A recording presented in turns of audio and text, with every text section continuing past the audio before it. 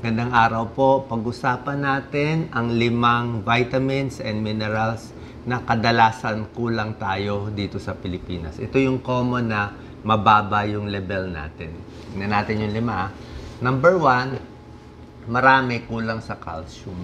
Ang calcium para sa buto, sa muscles, ano sintomas nito?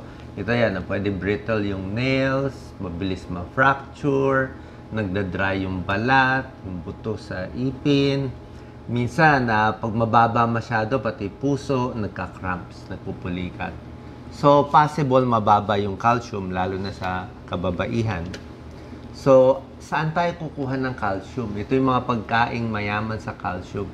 Gatas, milk products, keso, calcium na fortified, cereals na may calcium, sardinas, dark green leafy vegetables, at pwede rin uminom ng calcium supplements kung mababa sa calcium para sa buto. Ang isa pa pala, exercise. Lagi naglalakad, may exercise, pampatigas din ng buto. Si Doc Lisa, minsan yung dilis di ba pati yung buto kinakain. So, calcium. Pwede i-check kung mababa ang calcium mo, yung bone density. Number 2, ito medyo bago. Vitamin D.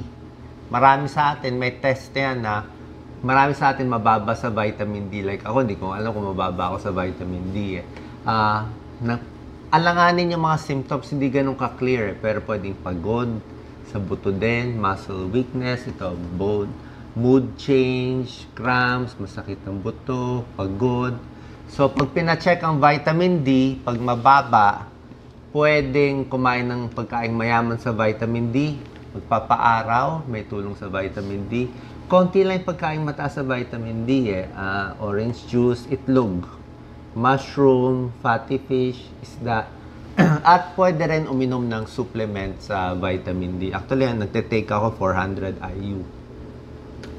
Number 3, ito, potassium. Marami sa Pilipino mababa sa potassium. Si Doc Lisa, mababa sa potassium. Nagme-maintain siya lagi ng, ano yung mga binibigay?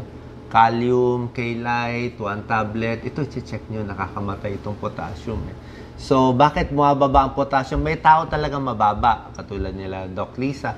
Yung iba naman, nagtatae, nagsusuka, may gamot na pampaihi, or madalas pinapawisan. Mainit lagi tayong pawis. Hindi tayo gana kumakain ng prutas. Pawis na pawis. Bagsak ang potassium. Puro kanin lang. Kanin, konting ulam. So, walang potassium. So, ito sintomas, pwede siya mag-irregular heartbeat. Muscle cramps, pwede ma-paralyze, mag-cramps sa tiyan. Saan ang mataas sa potassium? Saging. Diba? Parang unggoy tayo. Pinakamataas dito, saging, 2 bananas a day, keeps the doctor away. Patatas, kasama yung balat. Okay, ito.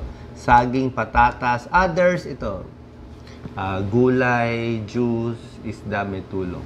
Tapos mayroon nga mga tablet, pampataas ng potassium, papacheck potassium sa dugo, pa-check up tayo sa doktor. Si Doc Lisa naka-maintain na lagi ng potassium. Delikado. Pang-apat na maraming Pilipino mababa dito, iron. Di ba? Iron. I think may pag-aaral sa bata, maraming iron deficient. Sa buntis, parang 30-40%. Kaya pag buntis, may iron supplement. Malakas sa reglahin habang nire-regla ang babae. Kulang tayo sa pagkain ng karne, kaya mababa sa iron. Diba? So, anemic, pag kulang sa dugo, fatigue, maputla dito. Doc Lisa, focus natin, Low bat ka lagi, laging pagod, nahihilo pag tumatayo, nadidepress, mabilis ang heartbeat, anemic, maputla. Ayan ang sintomas.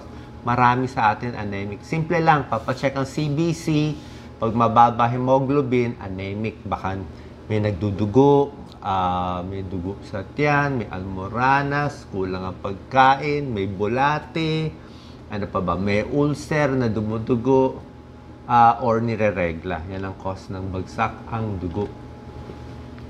Iron-rich foods, atay, beef, puro karne. Siyempre, pag mahirap tayo, hindi tayo makakabili ng maraming ganito, konting ulam lang, puro kanin, kaya mababa tayo sa iron. Yan, broccoli, potato with skin, may iron fortified ng mga pagkain. Pero kung mababa, may tableta na pampadagdag ng iron. Mangingitim lang konti ang dumi natin. Ang huli na vitamins na Madalas din mababa to vitamin B12. B12 para sa utak, sa nerves, neurotransmitter yan. Gumagana yung mga nerves natin.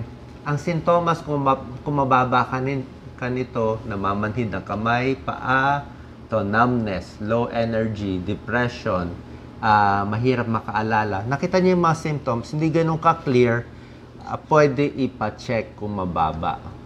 Pero simple lang naman yung pagkain mataas sa vitamin B12. Isa pa pala, kung vegetarian, vegan, vegetarian, hindi ka kumakain ng karne, kulang sila sa vitamin B12, kailangan nyo ng supplement ng vitamin B12. Doc Lisa, pakita mo. Yan ang mga matataas. Clams, liver, isda, beef, gatas, yogurt, itlog. Yan, eat more fish, chicken. Pag vegan ka, vegetarian, either uminom ka ng tabletang may vitamin B12 or fortified sa B12. So, tandaan po yung 5. In summary, B12, calcium, ito yung mga sources, vitamin D, papaaraw, umaga lang, tsaka sa hapon, potassium, at iron-rich food. So, sana po nakatulong to. Kung meron kayong naramdaman panghihina, i-check natin, baka kulang tayo sa isa dito sa mga vitamins and minerals na to. Salamat po.